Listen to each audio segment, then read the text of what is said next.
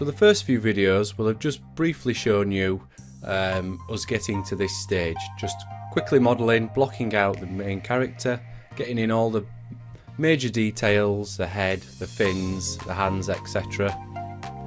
Just bringing us to where we are now. And what we have to do now is make a decision really. Depending on what you're going to use this for, depends on how you proceed. What I'm going to do is I'm now going to pose him, add an extra layer of model detail, and then we'll move into Maya, where we'll UV him and texture him. Now this is because, if I look at the concept image, I'll just bring that back for a second. We're doing a render, and it's based on this pose, so I don't really want to use this model again in the future. Just move that. What you may want to do is use this for an animation, or you may want to do a number of poses. And if that's the case, then what I would suggest doing is ignore posing for now, get the model finished, UV it, texture it, and then you can pose him. But like I say, I'm going to do it the other way around. I'm simply going to pose him now, and then I'll add an extra layer of detail, model detail on top of that, and then we can take that into Maya and we'll texture the posed model.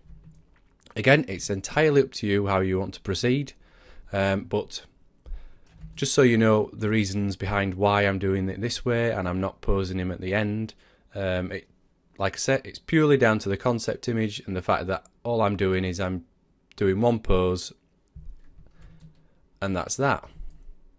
So anyway, enough waffling.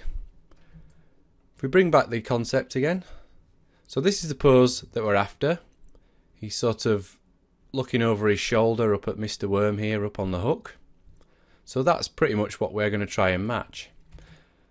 Now I'm not going to do the traditional route of putting joints in and then weighting him and then bending those. Instead we're just going to go in and edit the model directly. I'm going to leave the head as it is because we may want to come back later and tweak some of these, and we'll need symmetry enabled to do that. So instead we're going to adjust the body and twist that around the head. But before we edit the body, while we've got symmetry enabled, as you can see, it would make sense for us to bend the arms down and pose the arms so we're not having to do the arms twice. And in Silo, I'm just going to select the arm, just turn on soft select, and then use the mouse wheel just to increase my selection slightly. Then I'm going to press M, move the manipulator,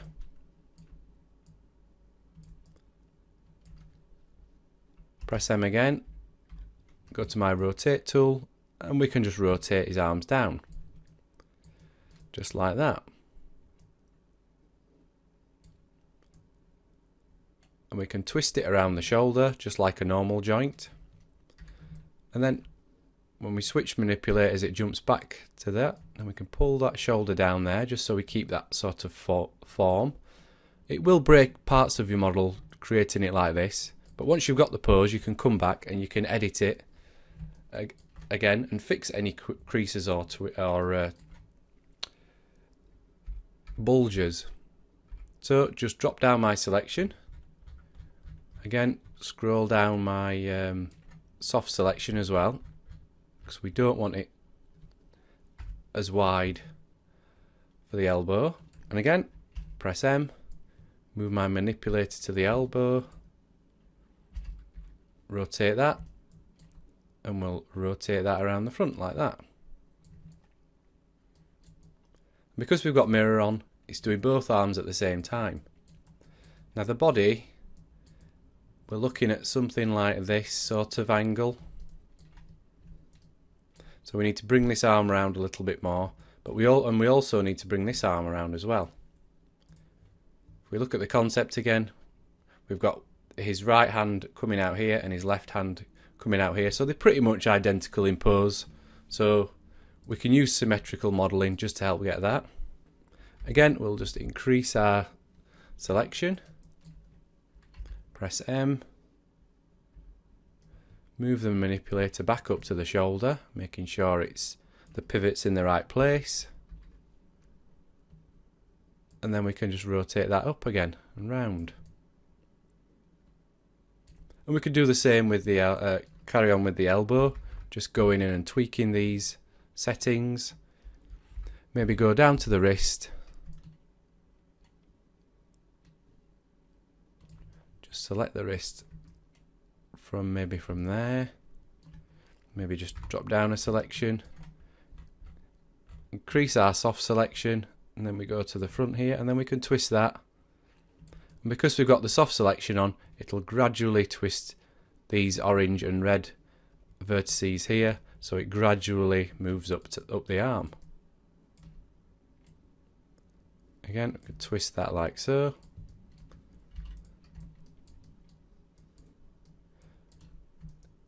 And you get the general idea with that. With the body, I'm going to turn off symmetrical modelling now, because I don't want, if I twist this side of the body, it's going to twist that side of the body in the opposite direction. So I'm turning off symmetrical modelling. So say we're happy with the hand, we're happy with the arms. I'm going to select the body, but I'm going to leave the head, the upper neck like so. Again, select our manipulator. We'll move that up to the neck, because that's going to be where the pivot point is going to be. Go to our rotate tool. So if we're using the head to guide us, we basically want the head there, and we're just going to twist the body around to something like this. Now this is where you have to make sure your arms are okay, because and you don't want to do any more symmetrical modelling, because now if we try and do it, it's going to break the other side. Maybe twist that a little bit more.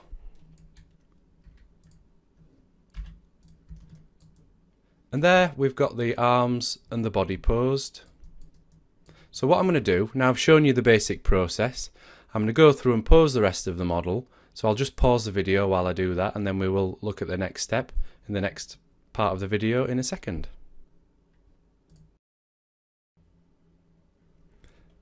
So now we've posed him, he's starting to look a lot more like he does in the concept image. If we put him sort of like that angle, the worm on the hook will be up here maybe. And he's just looking a lot more interesting than he did when he was in his T-pose. So when posing him, well, now we've got him posed, we can then go in and just start to enhance some of these areas, like working on the muscles here,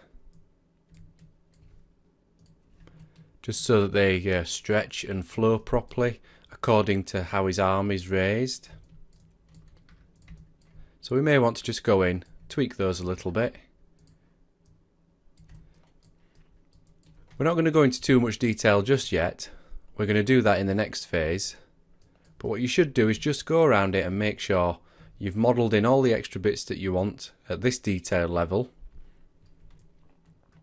You've fixed all the little any little errors that have occurred when you've been posing your character, like around here at the back.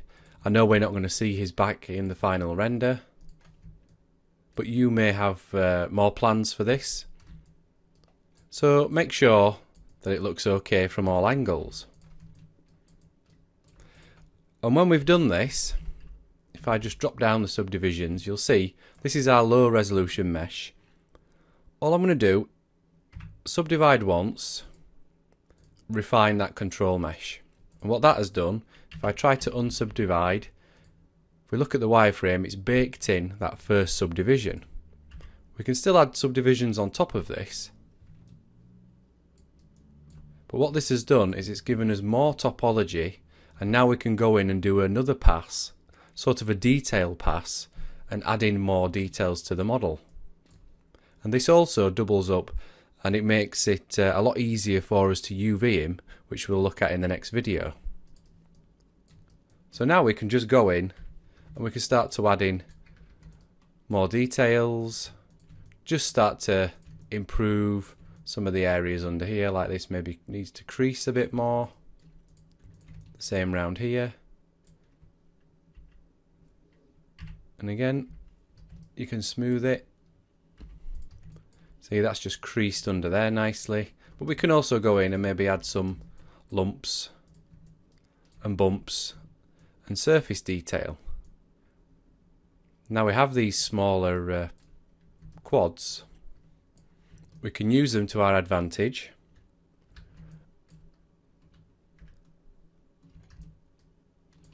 And then, just maybe go around the whole model and just add in lots of extra surface detail.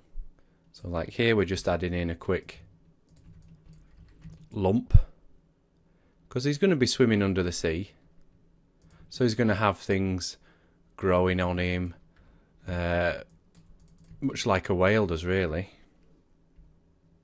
So we'll bevel that, then we can push that back in towards his chest like so.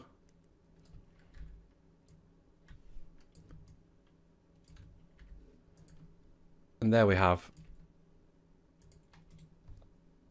just a basic lump, but it's just a bit of extra detail added into the model. There you go, it just breaks up this whole area here. So what I'll do is I'll just load in a model that I've already done a little bit of work on. So as you can see here, we've added lots more detail, some wrinkles around here where his body's being bent around, more lumps on his face and his head as well. I'll probably go in and add a few more of those. It's all to break up the symmetry of the model. If you remember when we first were modelling him, what you saw in the time-lapse videos, it was completely symmetrical, but now we've broken up that symmetry just by adding in these lumps and gashes and scratches, and particularly here on his face we've got a lump here but not one over here, one here but not over here. It just makes the whole thing look a lot more interesting if it's not exactly mirrored from one side to the other. So from here we're basically just going to continue on and work in a few more details into this model. Then we're going to export it as an OBJ, take it into Maya, and in there what we'll do in the next video is we're just going to start and UV him and get him ready for texturing.